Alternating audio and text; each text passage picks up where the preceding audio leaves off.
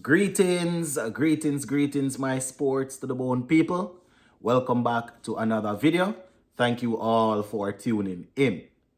Now, my viewers and subscribers, believe me when I say that Test cricket is definitely alive and well.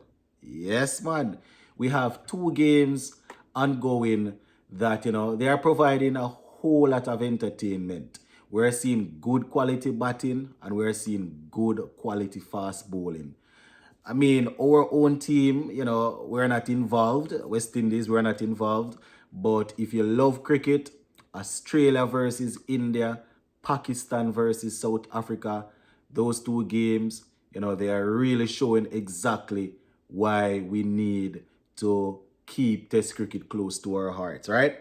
We're going to talk about the Australia versus India game first, right? The final game of the series being played in Sydney. Now, very, very interestingly, my people, the bowlers are the ones that are dominating so far.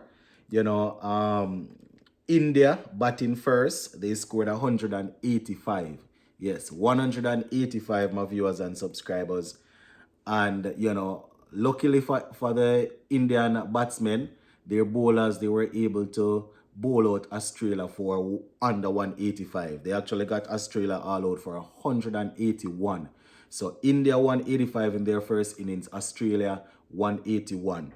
Now, India batting a second time. They finished day two on 141 for 6. So that's a lead of 145 runs. You can imagine they'll be looking to probably get another 150 or so, or probably another 150 and that, and see what their bowlers can do. Anyway, let's get into the first innings here. I think we touched on this yesterday, so I don't really need to spend a lot of time on India's batting. The 185 in the first innings, Pant, he top scored with 40. And I tell you, my people, this guy here is box office. He returned in the second innings with a very, very swift half century. We'll touch on that when we get there. So Pant was the top scorer there.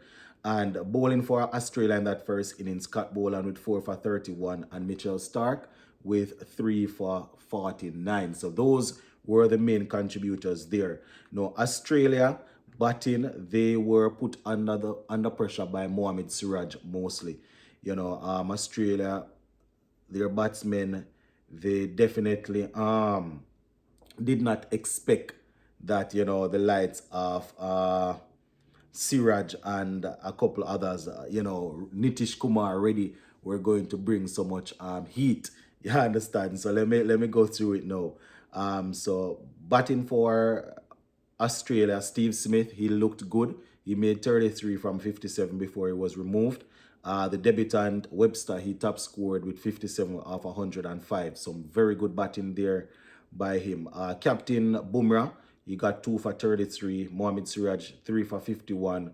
Krishna, 3 for 42. And Nitish Kumar Reddy, he picked up 2 for 32. So that is basically how it went there. So Australia, getting bowled out for 181.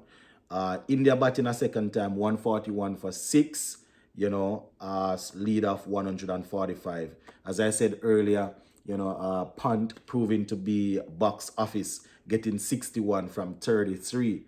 I think he brought up the half century within 29 balls. I think he used 29 balls to get there. But, 61 off 33, 6 fours and 4 sixes. Definitely the playing style that we have become accustomed to when it comes on to punt.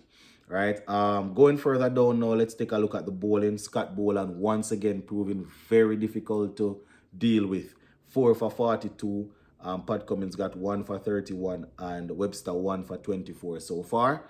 So you can imagine the Aussies will be hunting for 4 wickets real quick on day 3, to see if they can give their batsmen an opportunity to really go and win the game. If the game ends up in a draw, then, India will retain the trophy.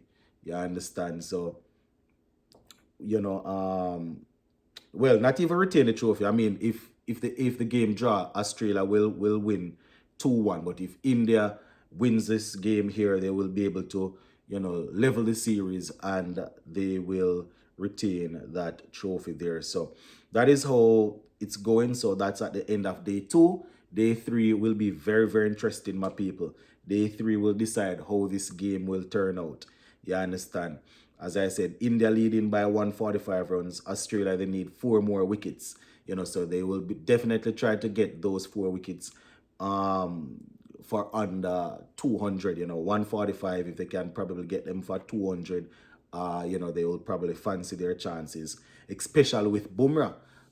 It seems as if Bumrah is having some issues, my viewers and subscribers. So you can imagine that Australia will definitely fancy their chances if their bowlers can go out there and get some stuff, and get the wickets quickly. So that's how that one is going. Now let's take a look at a high-scoring game. Pakistan versus South Africa. And I say high-scoring, but it's only the first inning so far. Now, Pakistan 600. No, well, South Africa 615. Yes, you are hearing me right. South Africa 615, my people. Pakistan batting the first time 64 for 3. And this is all at the end of day 2. Yes, at the end of day 2. So Pakistan, they are trailing by 551 runs. You can imagine South Africa will look to bowl them out quickly and see if they can enforce the follow-on. But let's walk through this 615 from South Africa. And they actually took only 141 overs to achieve that. Let's get into it now. So with a very good double century, we have Ryan Reckleton, 259. So the first man to get a century in 2025, he went on to convert that into a double century. 259 of 343 balls, 29 fours and 3 sixes. Right, he was supported by Temba Bavuma, who got 106 of 179. The captain coming back into form. And Kyle Verani, he made 100 of 147 balls. Marco Jensen, the all-rounder, got 62 from 54. And we saw Maharaj getting 40 from 35. So quite a few guys there chipping in to make sure South Africa were able to post that 615.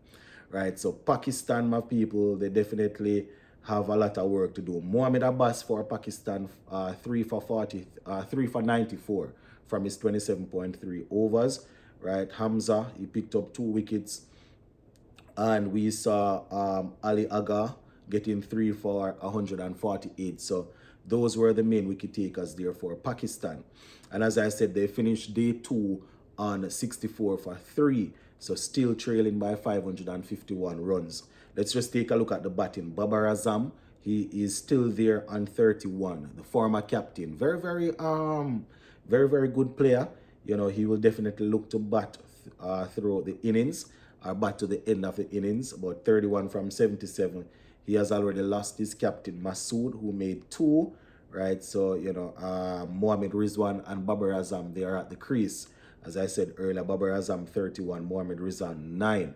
Now, these 2 guys, we have seen them in T20, ODIs, and Test cricket. We have seen them put on very good partnerships. So, they will definitely look to do that.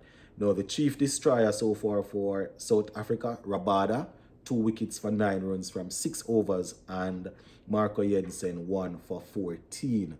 So that is how this game is going, my people. Still a lot of time left in the game.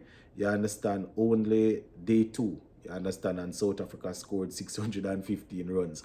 And they have Pakistan at 64 for 3. So just wanted to give you guys that quick update. As I said earlier, we're not involved, but entertainment anyways. Big up on yourself, my people. I have some West Indies news coming up later on that you're definitely going to want to hear. Big up. Stay safe.